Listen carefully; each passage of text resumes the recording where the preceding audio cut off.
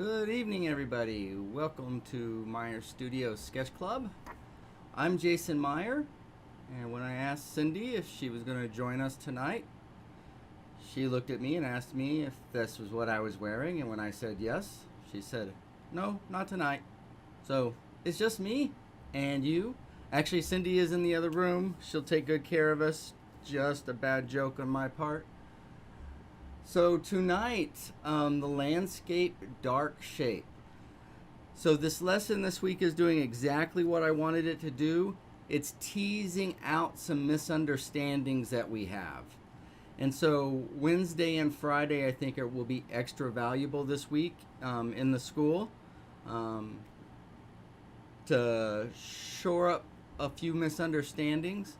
And this one little misunderstanding, just tweaking that, you can instantly get just so much more power and impact into your work.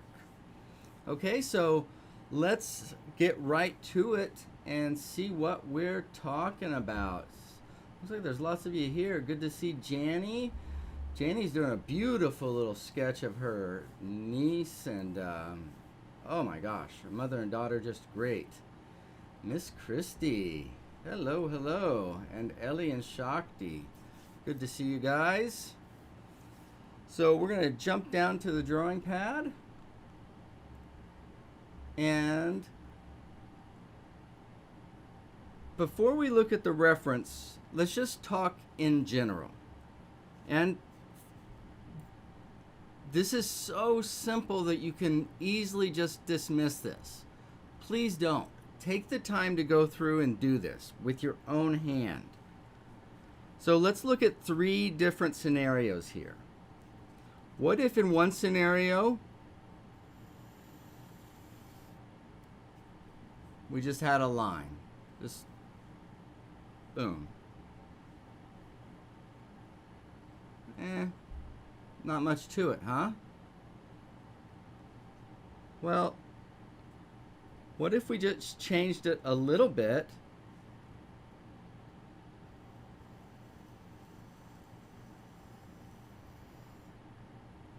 and put, wouldn't you say that this is more exciting than that? And everybody here is capable of doing this instead of this. Okay, now let's take it one step further. What if instead of a single line, we had multiples? But we followed the same general gesture here.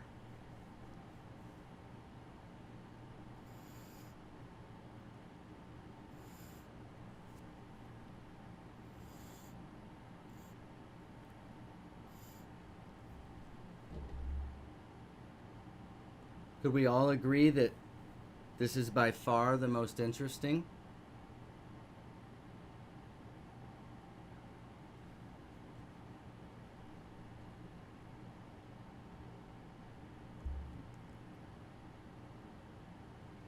Okay, so, but we're painters, right? We're working in mass, we're not working in line, so how does this affect us? Well, the same principle applies for mass.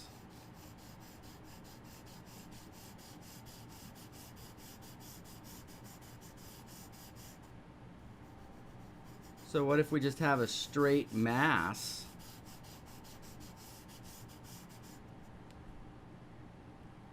versus a curved mass that goes from more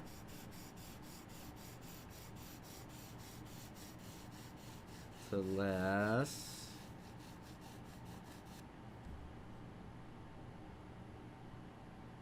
Okay. All right. You're going to have a hard time convincing me that this is not more interesting than that. Just visually interesting. This is visually more stable. You could tell me that. But there's more activity and more interest here than here. So let's come down here. And then as long as we're thinking near to far,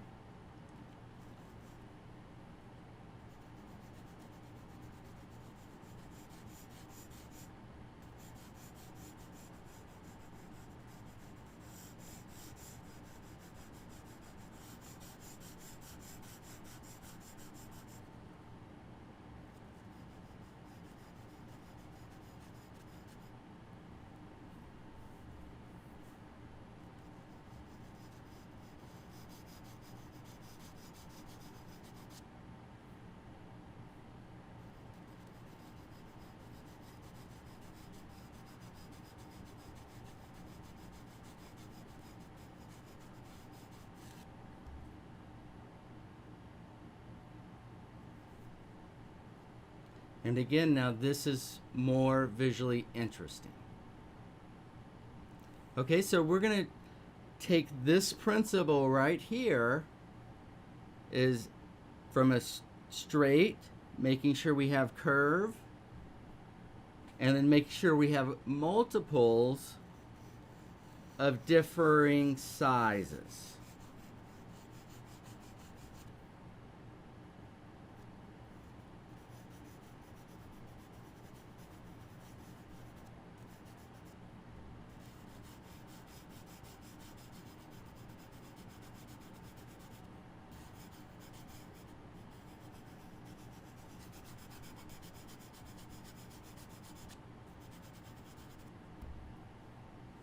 Literally that simple to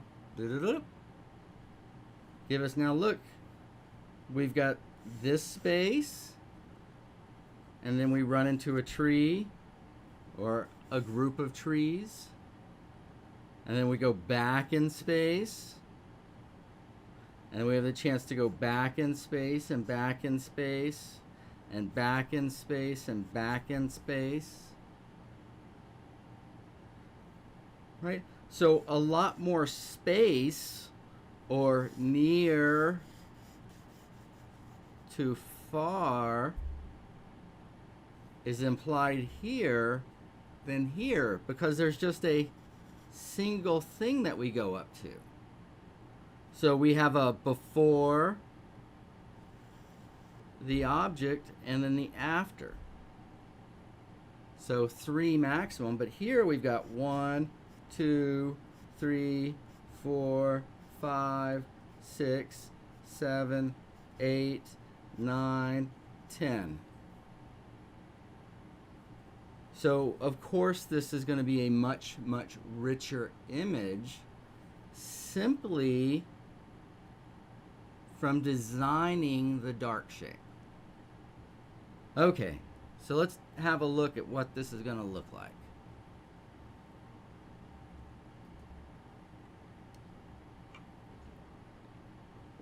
So this is the bottom portion of our reference image. And what we're talking about here is the tree line. Our tree line is going to be our dark, right? And then in Procreate, I basically just drew right over it. So the dark shape looks something like that. It's a little bit rough. Okay? Now, what if we apply those principles we just talked about? What will that dark shape look like? Now, is that bottom one more interesting than the middle one? Yeah, I think so, and I think by a long way. By a long way. And what happened? Well, there's just, it's stacked up, right? Look at the base of the bottom one compared to the base of the middle one. And you see how the base of the bottom one is staggered to a much greater extent than the one above it is. And then if you look at the top of the dark shape, again, the bottom one is much more staggered, or there's greater variety. Okay, so with our dark shape, that's what we're going to do tonight.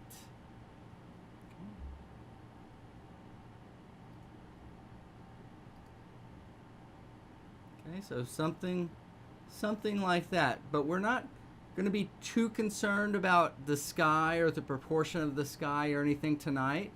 Tonight we just want to play with designing this dark shape, right? How big do we want that tree? How much variety can we get in there?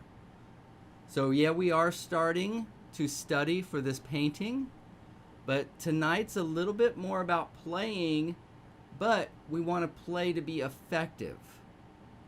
Okay, and we want to get as much distance as we can between our near trees and our far trees, all the while leaving plenty of room for our sky, because this whole thing is about the sky. Ah, Miss Schaefer made it. Good evening. Good evening. All these brilliant people.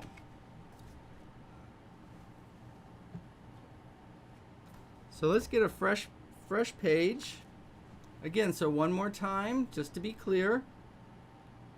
Instead of thinking of a straight line or a straight mass, we're going to add a little curve, and we're going to add near to far.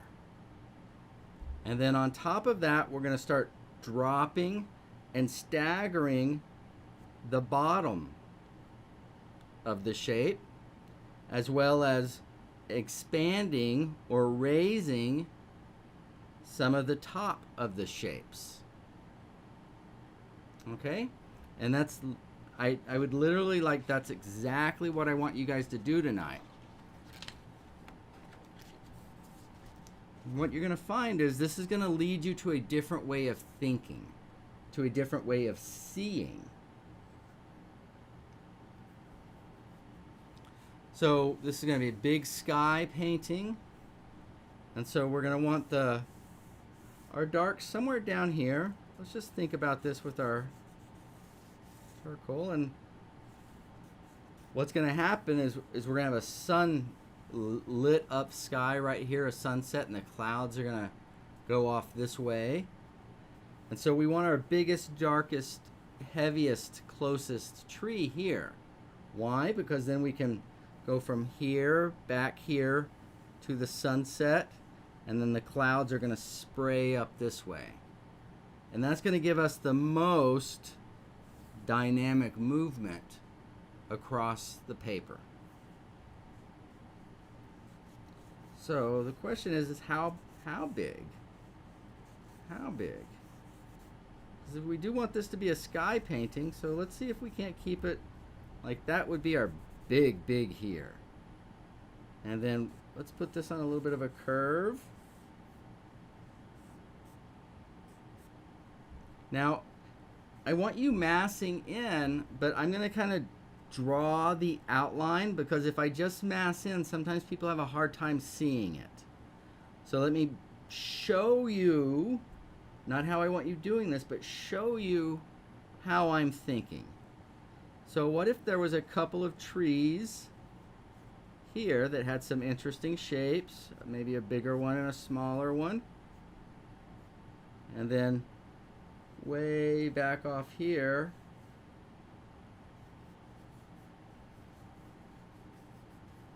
we could have some more trees, more interesting shapes, and then maybe one more line there. So that gives us what? 1, 2 steps before we go back to the sky. So what we're looking for is the difference between this base and that base. We want to stagger them. As simple as that. And when we do stagger them, why don't we go ahead and make sure that our biggest tree is taller as well. This is going to lead to some more drama. And this is a big sky sunset painting, so this will be a little bit of drama. A little bit of drama.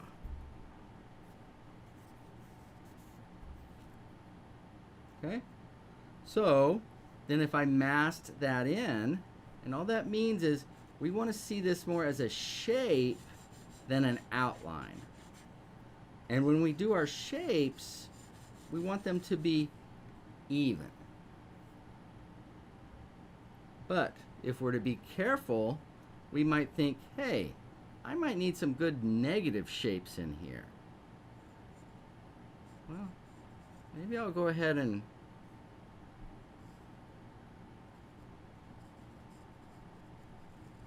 try to decide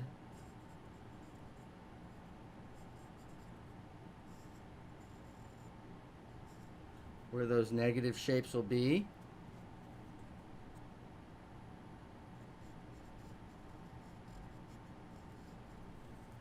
So the negative shapes are going to be the blank spots inside the mass.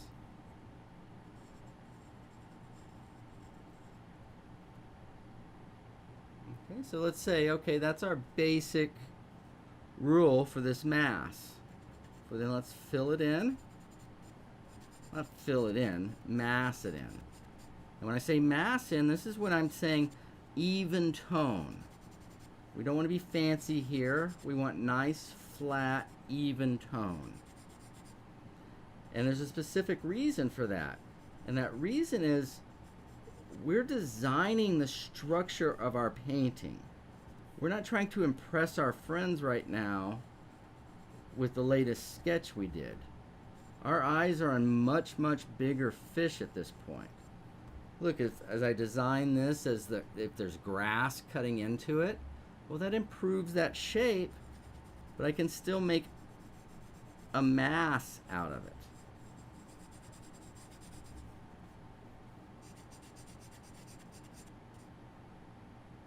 Oops, and look, I lost my negative shape. Bad, Jason. That's okay. That's okay. Again, this is early in the study. When I say early in the study, I mean we've got, what, 3 more weeks, 4 more weeks before we even start these paintings? So let's not rush through this. Instead of each step of the way, let's get it right. Then when it's time to do the painting, oof, you guys are going to have some good, solid work come out of that. Right? Good paintings are not accidents. They are not happy little accidents. Okay, there's a difference between being loose and accurate and thoughtful and intentful. Right? And being uptight. Right? So this isn't uptight. We want to be alive. We want to be aware. And what are we aware of? Well, one of the things that we're aware of is this tone nice and flat? So is it reading as a simple, single shape? And if it doesn't look simple, well, you're just thinking simply about the edge, while I'm thinking about the interior, meaning there's no variety in the interior of the shape. Not saying there's no negative shapes. There might be many beautiful negative shapes. But the general tone is even.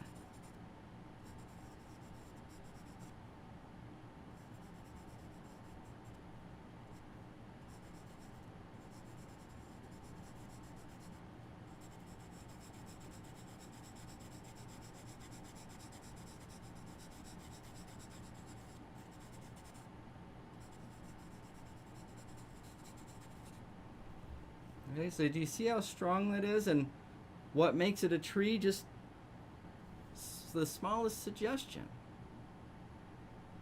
Now, as we go back, as we build this on curves and multiple curves, besides getting smaller and not as dark, what will some of the other qualities of these shapes be? Well, the further they go back, the smaller they get, the less active we want the shape. The more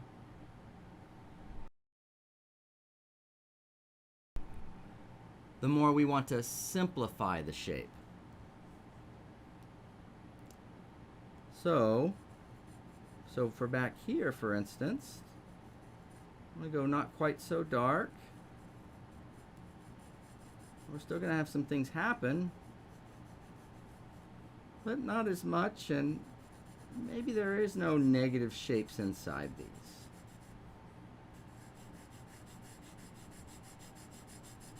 But again, let that tone be even. And if we can let it be even and different than this tone, then this tree should easily sit in front of that tree. You see how? And that's part of what we want to set up here. Let's make sure these are. What are they doing? Well, we need to be going back.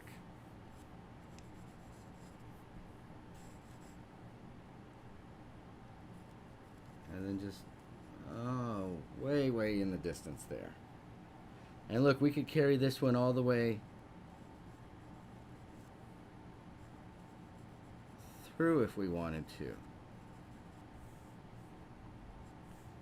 And see, and then that would tie in all the way through, and yet this is still one single dark shape.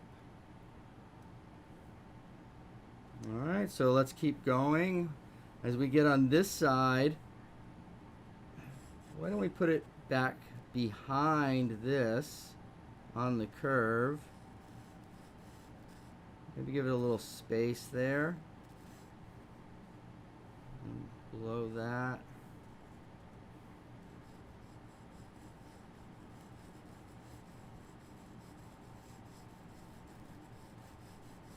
Again, can we get the evenness of the tone?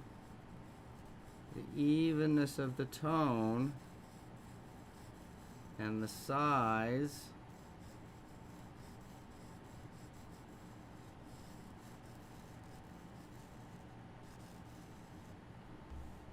In the proper relationship with these other ones. And then rather than just walking them way off, maybe we've got something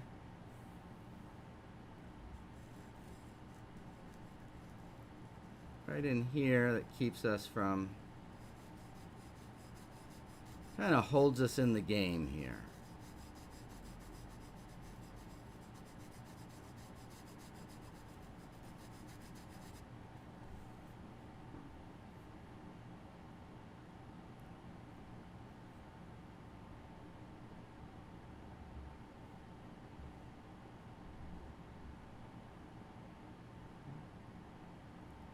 See, Miss Claudia's made it. Hello, Miss Claudia. Good to be here. So how are you guys doing? Is this making sense? Does that make sense how this whole thing came from a straight line?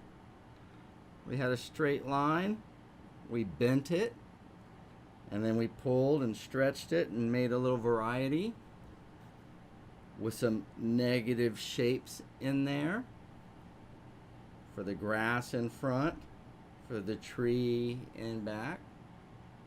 And then we tried to keep the dark get weaker and weaker and weaker as we move back.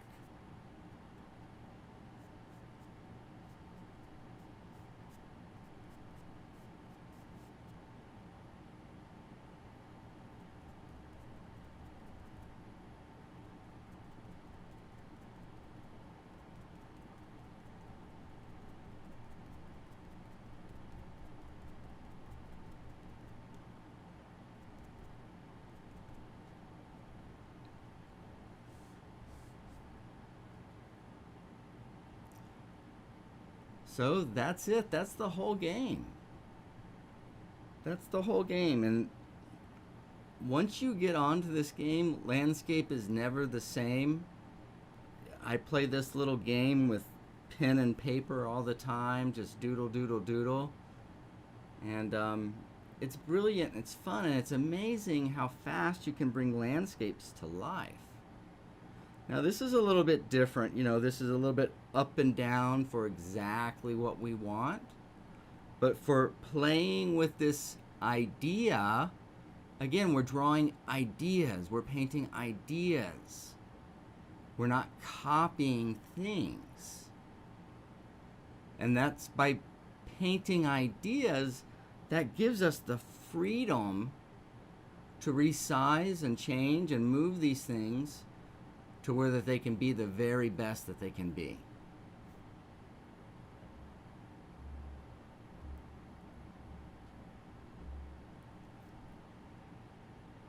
All right, my friends. So let's look at the photos one more time to remind ourselves what we were doing.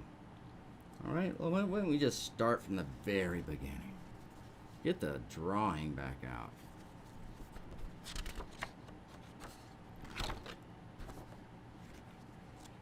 Okay. We started with line. We curved the line. And then we made the line into multiple curves. Then we said, hey, wait, our business isn't line, it's mass. So we turn those lines into masses. We made those masses go near to far. And then we put them up, we introduce steps.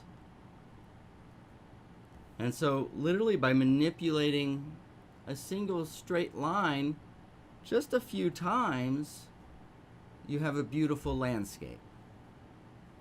Okay?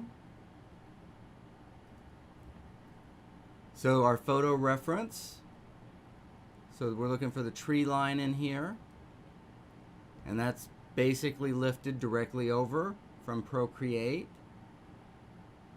And then the last one here, I begin to make some of those changes. Bigger in front, smaller, some steps.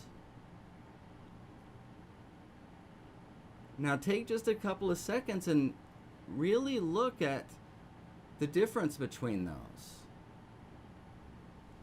Let's get this one out of here.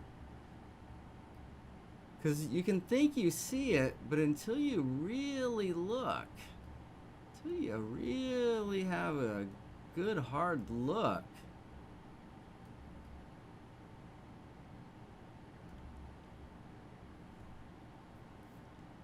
right? A little goes a long way.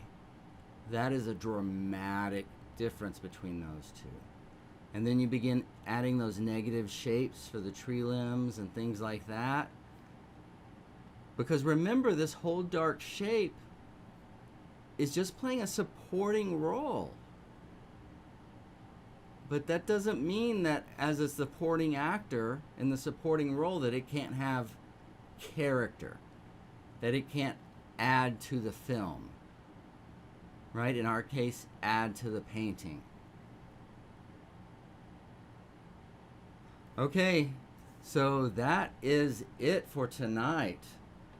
That's it. Wait, hey, how do I get back? Boom, boom, there we go. And we took those lessons.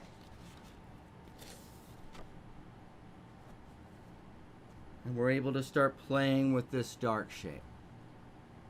So I don't want to suggest that this exact scenario is the workout for our painting, but I would like you playing with this scenario, right? How big, how square, how long and skinny can we make these things different sizes? That is the job of the art. That's the job of the painter, right? Not matching, but what is going to be the most picturesque? What's going to make the most beautiful shapes and the most beautiful relationships?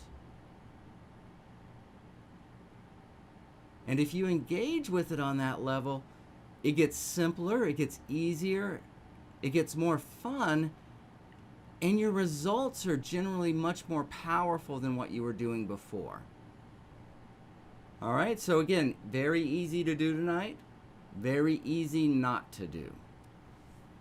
If you take the time to do it, I promise you it'll be worth it. All right, everybody. So, excuse me. Great seeing everybody tonight. I've already got tomorrow morning's video in the school ready to go. It's a short one again on the still life, but I try to make some bigger points. Tomorrow night we'll do Sketch Club again with the still life. And then Wednesday morning we'll have our live Q&A through the school on Zoom. So make sure you get your questions in by 9 o'clock tomorrow night if you have questions for the Q&A. And even if you don't, I'm going to highly encourage you to show up, because just from what I've seen so far, there's some great misunderstandings. And when I say great misunderstandings, I mean these are perfect teaching, perfect learning opportunities. And that's why I want you doing these things, is to tease out the things we don't understand so we can get to the root of the problem, get past this, and on to the next thing so we can make you guys better artists. I love you guys all. Thank you so much. Claudia looks happy. Thanks, Christy. Good to see you. Thank you, Claudia. Thank you, Shakti and Ellie. I know you're hearing me, Shakti. I see it, I see it, I see it. All right. Love you guys. We'll see you tomorrow. Bye-bye.